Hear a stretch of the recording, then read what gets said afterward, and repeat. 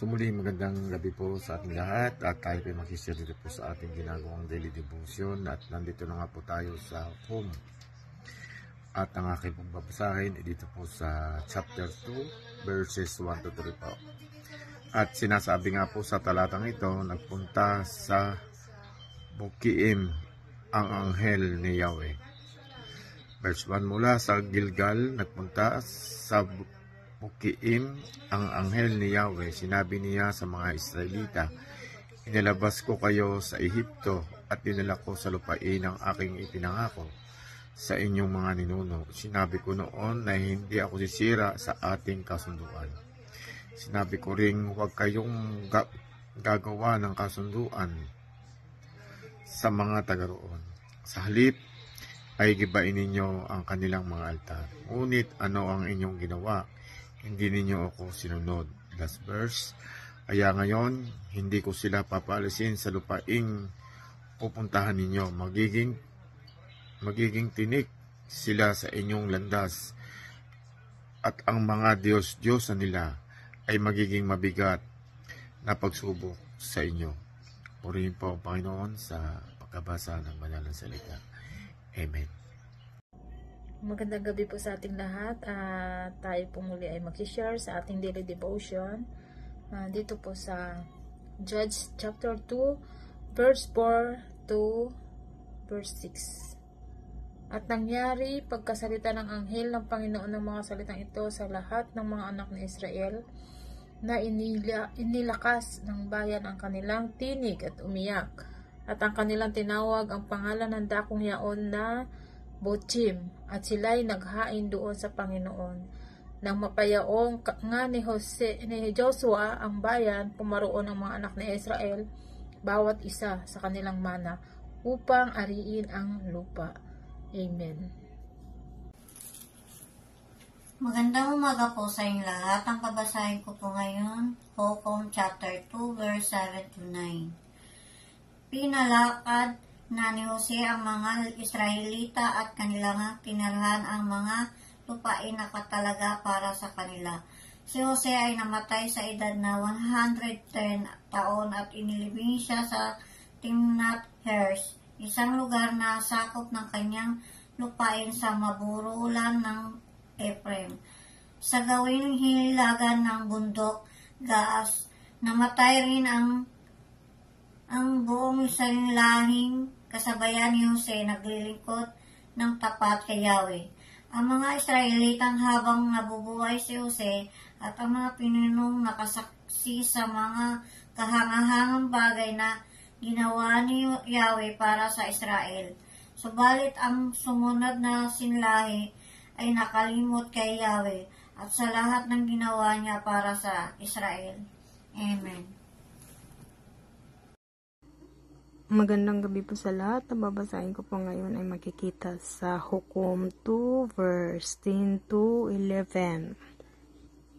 Nang mamatay ang mga tao sa henerasyong iyon at sumunod na sa linlahi ay hindi nakilala ang Panginoon, maging ang mga ginawa niya para sa Israel.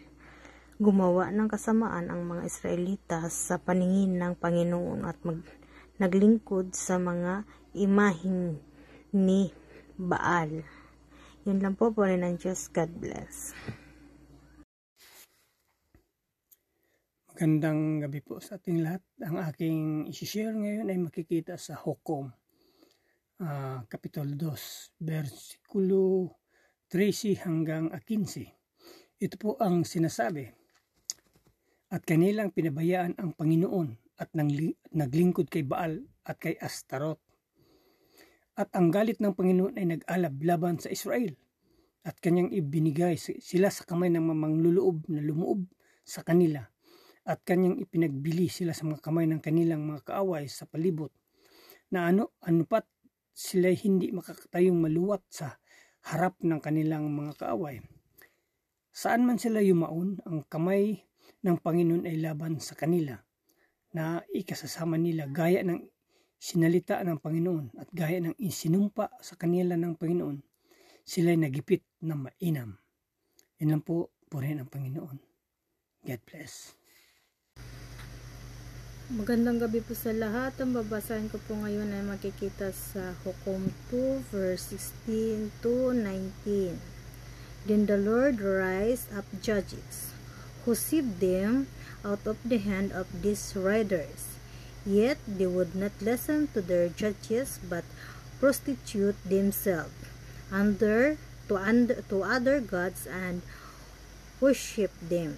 They quickly turned from the way of their ancestors, who had been obedient to the Lord's command. Whatever Lord raised up a judge for them, he was with the judge and saved them out of the hand of their enemies. As long as the judge lived, for the Lord relented because of their groaning under those who oppressed and afflicted them.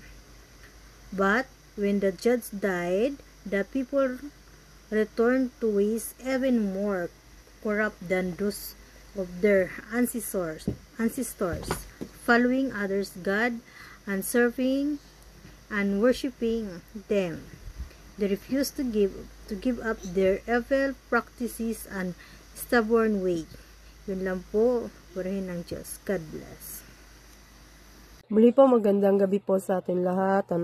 At ang aking babasahin po ay matatagpuan sa Hukom or Judges na matatagpuan sa chapter 2 verses 20 to 23. At ito pong sinasabi, kaya lalong nagalit si Yahweh sa kanila. Sinabi niya, sumira ang mga Israelita sa kasundong ay binigay ko sa kanilang mga ninuno. Dahil sa pagsuway nila sa akin, hindi ko na palalayasin ang natitira pang Kananeo sa lupaing iniwan sa kanila ni Josue, nang siya'y namatay. Sa pamamagitan ng mga bansang ito, masusubok ko kung ang Israel ay susunod sa aking mga utos tulad ng kanilang mga ninuno. Kaya hindi agad pinaalis ni Yahweh ang mga tao sa mga lupaing hindi nasakop ng mga Israelita noong buhay pa si Jose. Purihin ang Diyos sa pagbabasa ng kanyang mga salita.